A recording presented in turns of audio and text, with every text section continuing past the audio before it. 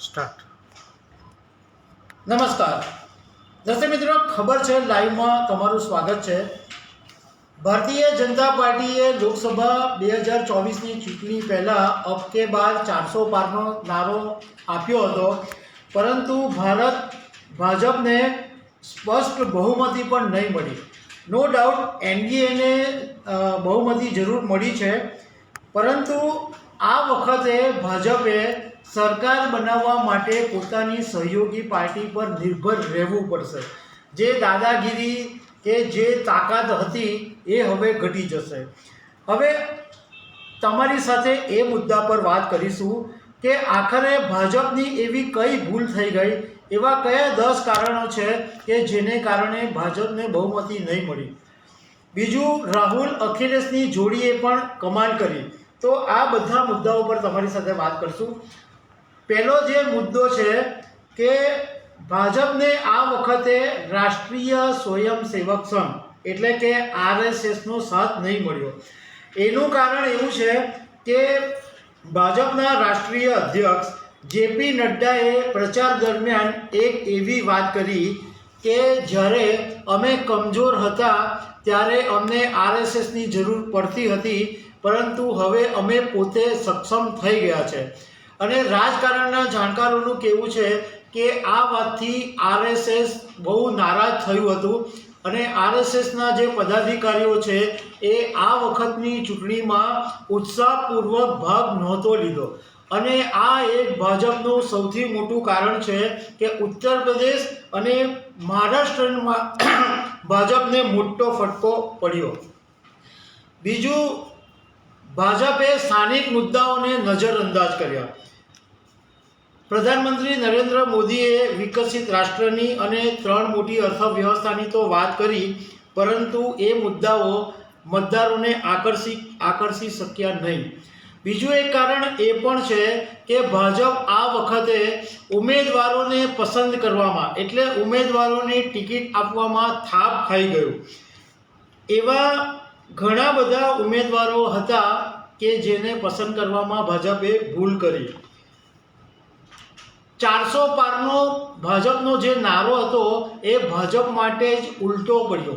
એનું કારણ એવું છે કે ઇન્ડિયા ગઠબંધનના જે નેતાઓ છે એના રાજકીય પાર્ટીના લોકો પ્રજાને એ વાત કરવામાં સફળ રહ્યા કે જો ભાજપને તમે 400 પારની બેઠક આપશો તો બંધારણ બદલી નાખશે, અને જો બંધારણ બદલશે તો દલિતો અને OBCને જે અનામત મળે છે એ પણ આ ભાજપવાળા ખતમ કરી નાખશે. આ વાત સમજાવવામાં ઇન્ડિયા ગઠબંધનના નેતાઓ સફળ થયા. અને એનો સૌથી મોટો જે ફાયદો થયો એ ઉત્તર પ્રદેશની અંદર BSPની જે વોટ બેંક હતી એ માયાવતીથી હટીને આ વખતે સપા અને કોંગ્રેસ તરફ વળી ગઈ. બીજો એક મુદ્દો એ બી છે કે ઘણા બધા મતદારોને પ્રધાનમંત્રી નરેન્દ્ર મોદી સામે કોઈ વાંધો નહોતો. એમને એ વાતનો વાંધો હતો કે એમના વિસ્તારના જે સાંસદો છે એ PM મોદીના નામ પર જીતી તો જાય છે, પરંતુ 5 વર્ષમાં કશું કામ કરતા નથી.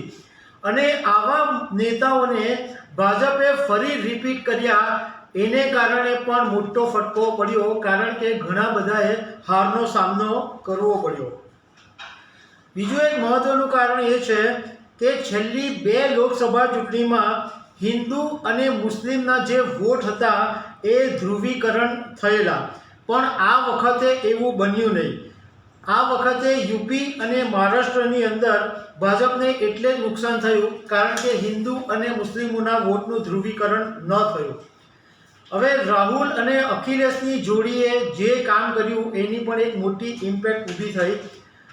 રાહુલ અને અખિલેશે મોંઘવારી, બેરોજગારી જેવા મહત્ત્વના મુદ્દાઓને લોકો તરફ લઈ જવામાં સફળતા મેળવી, અને તેનો ફાયદો કોંગ્રેસ અને સપાને ઉત્તર પ્રદેશની અંદર સૌથી વધારે થયો. બીજું કે ઇન્ડિયા ગઠબંધનના નેજા હેઠળ રાહુલ ગાંધીએ ઘણી બધી એવી લોભામણી જાહેરાતો કરી કે જે લોકોને આકર્ષી ગઈ. રાહુલ ગાંધીએ એમ કીધું કે અમે તમને 30 લાખ નોકરીઓ આપીશું, પેપર લીકથી મુક્તિ અપાવીશું, મહિલાઓના ખાતામાં 8,500 જમા કરાવવાની રાહુલ ગાંધીએ વાત કરી અને આનો ફાયદો ઇન્ડિયા ગઠબંધનને પણ મળ્યો. બીજું, રાહુલ ગાંધીએ અગ્નિવીર યોજના વિશે પણ વાત કરી, કારણ કે અગ્નિવીર યોજનાને કારણે ઘણા બધા ગામડાઓની અંદર લોકોની નારાજગી હતી. એટલે રાહુલ ગાંધીએ પોતાના પ્રચારની અંદર એવું કીધેલું કે અમારી સરકાર બનશે તો આ અગ્નિવીર યોજનાને અમે સમાપ્ત કરી નાખીશું. બીજું કે રાહુલ અને અખિલેશ સાથે આવવાને કારણે જાતિગત જે રાજકારણ હતું એ સાધવામાં ઇન્ડિયા ગઠબંધનને મોટી સફળતા મળી, કારણ કે મુસ્લિમ અને યાદવ મતદારોએ એકતરફી મતદાન કર્યું. બીજું કે રાહુલની જે ઇમેજ છે, રાહુલે જે ભારત જોડો ન્યાય યાત્રા કરી અને લોકોને જે મળવાનું કામ કર્યું એને કારણે જે રાહુલ ગાંધીની ઇમેજ થઈ અને રાહુલ ગાંધી ઘણા બધા લોકોને મળ્યા, એને કારણે રાહુલ ગાંધી પ્રત્યે જે લોકોની ધારણા હતી એ બદલાઈ ગઈ અને એનો ફાયદો પણ ઇન્ડિયા ગઠબંધનને મળ્યો. આ જે બધા મેં મુદ્દા તમારી સાથે વાત કર્યા એ તો જે રાજકારણના જાણકારો હતા એમણે આ મુદ્દા હાઇલાઇટ કરેલા છે, પરંતુ મારે તમને વ્યક્તિગત રીતના એમ કહેવું છે કે મેં જે આ બધું આખા લોકસભા 2024ની ચૂંટણીની અંદર જે જોયું એના વિશે વાત કરીએ તો ભાજપનું જે કેમ્પેઇન હતું એ 3 પિલર ઉપર હતું. એક રામ મંદિરનો મુદ્દો હતો, એક આર્ટિકલ 370નો મુદ્દો હતો અને દુનિયામાં નામ કર્યું એવો મુદ્દો હતો.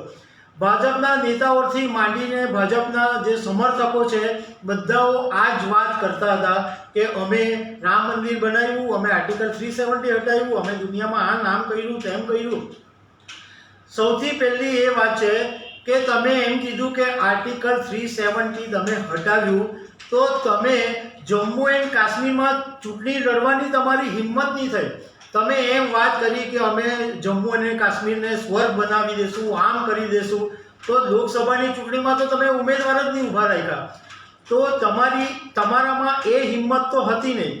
બીજું કે ચલો ઓકે ફાઇન, તમે જમ્મુ એન્ડ કાશ્મીરમાં આર્ટિકલ 370 હટાવી દીધી તો એનો ફાયદો કદાચ ત્યાંની જનતાને મળે એમ માની લઈએ, પણ દેશની જે બાકીના લોકો છે એની લાઈફ પર શું ફરક પડવાનો? જમ્મુ એન્ડ કાશ્મીરની અંદર ભાજપે પોતાનો ઉમેદવાર જ નહીં ઊભો રાખ્યો તો પછી ભાજપને શું ફાયદો થયો?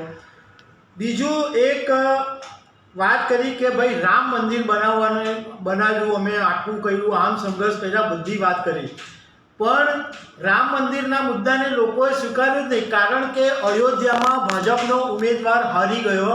અને બીજું કે ભાજપે આ રામ મંદિરનો લાભ લેવા માટે રામાયણના જે પાત્ર હતા, રામનું પાત્ર અરુણ ગોવિલને મેરઠમાંથી ઉતારેલા, પણ એ રામનું પાત્ર અરુણ ગોવિલ પોતે હારી ગયા. એનો સીધો મતલબ એમ છે કે લોકોએ આ અયોધ્યાની વાત કે આ રામ મંદિરની જે વાત છે એને સ્વીકારી નથી, કારણ કે લોકો એમ કહે છે કે ઓકે તમે અયોધ્યામાં રામ મંદિર બનાવ્યું, ધાર્મિક રીતના બહુ જ સારી વાત છે, પરંતુ એને કારણે જે બીજા લોકોની જિંદગીમાં શું ફરક પડવાનો? બીજું કે વિદેશમાં નામ કર્યું, ભારતનું નામ ઊંચું થયું, એ પણ બહુ સારી વાત છે, પરંતુ એનાથી પણ લોકોની જિંદગી પર શું ફરક પડે? તમે હિન્દુત્વનું કાર્ડ રમ્યા, તમે હિન્દુત્વનું કાર્ડ ચલાવ્યું, તમે મુસ્લિમો વિશે વાત કરીને હિન્દુઓને પોતાના તરફ કરવાની વાત કરી, પરંતુ તમારું હિન્દુત્વનું કાર્ડ પણ નહીં ચાલ્યું, કારણ કે લોકોને એ વાતની સમજ પડી ગઈ કે આ વાતથી અમારી જિંદગીમાં કોઈ ફરક પડવાનો નથી. આ વાતથી ભાજપે એક વાત બિલકુલ સમજવાની જરૂર છે કે લોકોના જે જરૂરી મુદ્દાઓ છે તે અને સ્થાનિક મુદ્દાઓ જો નહીં ઉપાડશો તો બીજી ચૂંટણીમાં પણ લોકો તમને વોટ નહીં આપશે, એમ સમજી લેજો. લોકોએ તમને 10 વર્ષ ચેક કરી લીધા છે, તમે હવામાં વાત કરશો તો હવે લોકો માનવાના નથી. અત્યાર સુધી લોકો એમ માન્યા કે ચલો ભાઈ કોંગ્રેસને આટલા વર્ષો ચાન્સ આપ્યા, તમને પણ 10 વર્ષ આપ્યા, પણ તમે હવામાં કિલ્લા બાંધ્યા, તમે વાસ્તવિકતા કામ કરીને બતાવી નહીં, તો આને કારણે તમારે હાર ભોગવવી પડી. તો દર્શક મિત્રો, આવા મુદ્દાઓ સાથે અમે તમારી સાથે મળતા રહો. Thank you very much.